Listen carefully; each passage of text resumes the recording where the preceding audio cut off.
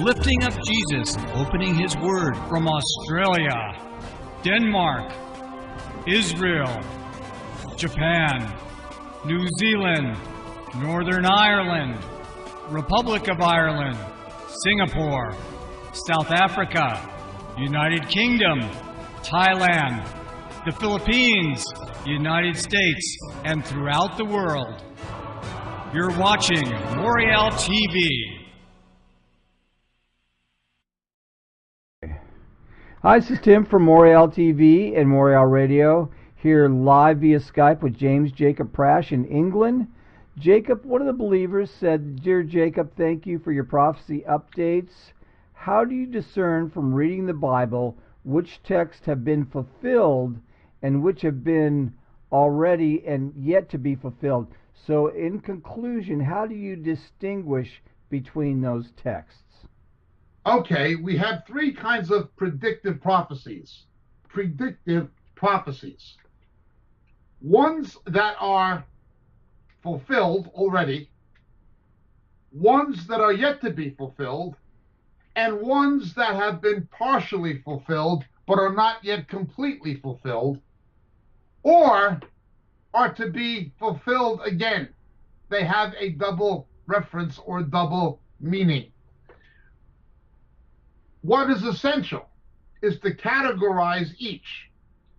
Now, if it is a prophecy that was fulfilled and recorded in the gospel, or in some cases from the book of Daniel, from history concerning Antiochus Epiphanes and the Maccabees, that is affirmed in the gospel by Jesus observing Hanukkah in John 10. If you have a New Testament record, particularly in the gospel, or a historical record of fulfillment affirmed in the gospel, that is a fulfilled prophecy. Okay, that is a fulfilled prophecy. It does not necessarily have any future meaning. It already happened. He shall be called a Nazarene. Of course, there's no verse in the Old Testament that actually says he shall be called a Nazarene, but there is a verse that says he shall be called the righteous branch. The spelling is almost the same. It's Hebrew wordplay. When Jesus comes back again, he's not coming to Nazareth. He's coming via Mount Seir in Petra, and his feet are going to stand on the Mount of Olives. Don't look for any future fulfillment concerning that. You, Bethlehem, by no means least in the clans of Judah. For you shall go forth one from days of old, whose goings forth from eternity. Micah chapter 5, verse 2. Jesus was born in Bethlehem. Don't look for any future fulfillment. Jesus is not going to come again through biological birth. He's going to come the way he left from the heavens. Okay. Those prophecies of that kind are fulfilled. There's always a gospel record or some other New Testament record of it happening, or a historical record in the limited cases of prophecies from Daniel that is affirmed in the Gospels. Okay? There's those. Second kind, those that have yet to take place. There are many, many prophecies in the Old Testament that Jesus has not fulfilled. Many. Many. But he's going to. He has not brought in worldwide peace. He said, I came to bring a sword. I came to bring division. He did not come to bring unity. But in his second coming, he will bring a true unity, and he will bring in global peace. He will set up his millennial kingdom.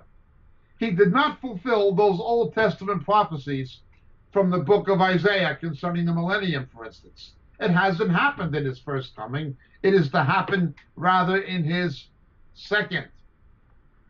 One recording that we look at, what's for his first coming, what's for his second, what's for both, is our teaching from Isaiah chapter 11. From Isaiah chapter 11. Now, we have another kind of prophecy, that which is partially fulfilled.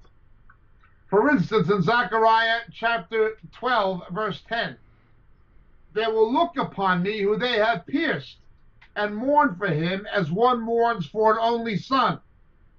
Well, the Gospel of John tells us that was partially fulfilled. It was partially fulfilled when Jesus hung on the cross. We read this at the time of his crucifixion. In John chapter 19, verse 37, they shall look upon him who they have pierced. But the verse tells us, and mourn for him. They weren't mourning for him. They were generally yelling, crucify him. The rest of the verse, or the rest of the prophecy, as it were, must still be fulfilled and will be in his second coming. Look with me, please, if you don't know, many of you do, to Revelation chapter 1, verse 7. Behold, he's coming with the clouds. Every eye will see him, even those who pierced him. And all the tribes of the earth will mourn over him. Even so, amen. So you have a partial fulfilling in his first coming and a total fulfilling in his second. Again, the best way to understand this that we have available as a resource is our teaching on Isaiah chapter 11. Our teaching on Isaiah chapter 11, and it is available through the Moriel website. Thank you so much for your question. I trust this helps. God bless. My name is Jacob Prasch. Thank you, Jacob.